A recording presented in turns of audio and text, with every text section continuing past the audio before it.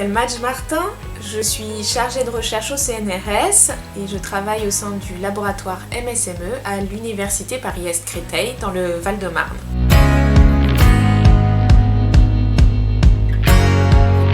Moi j'ai fait des études d'ingénieur, donc j'ai fait des classes préparatoires aux grandes écoles en maths physique et puis j'ai intégré les ponts et chaussées en mécanique des matériaux.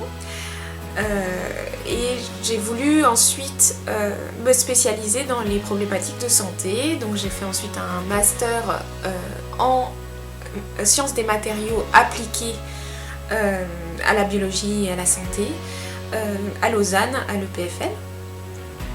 Et puis j'ai continué dans tout ce qui est biomatériaux et biomécanique en thèse de doctorat que j'ai effectué en partenariat donc avec l'Australie à la Queensland University of Technology à Brisbane et à l'Université Paris-Est Créteil donc en France.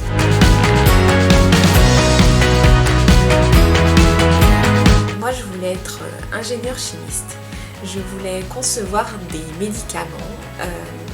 En fait, j'ai rencontré une ingénieure chimiste à une rencontre avec les parents des élèves et je me suis dit, ah tiens, on peut faire quelque chose du savoir scientifique, ça sert à quelque chose de faire de la science, et ben ça peut servir à faire des médicaments. Et c'est vrai que c'est là que j'ai eu cette idée-là.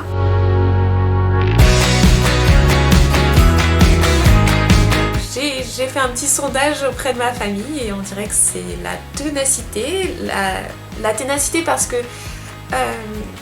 quand j'ai un objectif, j'essaye au maximum de le tenir et c'est vrai que je garde ma motivation pour continuer, pour atteindre ce que je veux faire, ce que je veux obtenir. Et ça marche en recherche, ça marche dans le sport, ça marche dans beaucoup de sujets de la vie quotidienne.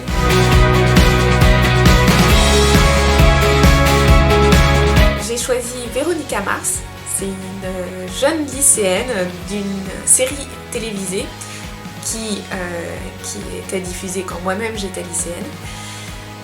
Véronica Mars, c'est une lycéenne détective, donc un petit peu en marge des lycéens populaires, donc elle est un petit peu à côté, elle fait ses affaires de manière indépendante, autonome, et elle résout tout un tas d'enquêtes, de mystères, de secrets, et c'est vrai que moi je me retrouvais pas mal dans ce profil-là, à résoudre pas mal de choses, et puis être un petit peu isolée dans ma tête et avec tous ces mystères à résoudre.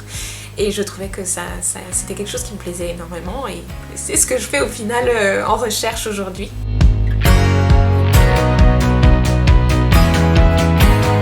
Je me suis intéressée à l'endométriose tout simplement parce que moi aussi je suis une patiente.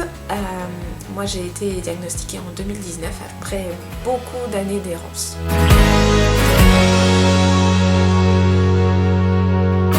Mon projet est centré sur la biomécanique de l'endométriose. Donc moi ce que j'étudie c'est les caractéristiques des tissus biologiques, donc les caractéristiques des organes, de comment ils fonctionnent et surtout je fais le lien entre ce qui se passe au niveau microscopique, donc au niveau des cellules, au niveau des fibres et comment le tissu va se comporter. Et ça a un impact sur, dans le cadre de l'endométriose, ça a un impact, je disais, sur le fonctionnement des organes, mais aussi sur tout ce qui est sensation douloureuse.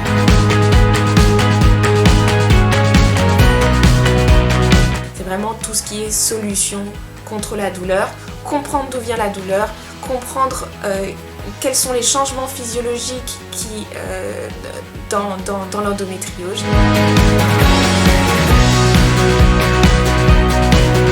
Je me débarrasserai de la douleur pour les femmes qui ont de l'endométriose. C'est vraiment un sujet qui n'est pas assez abordé.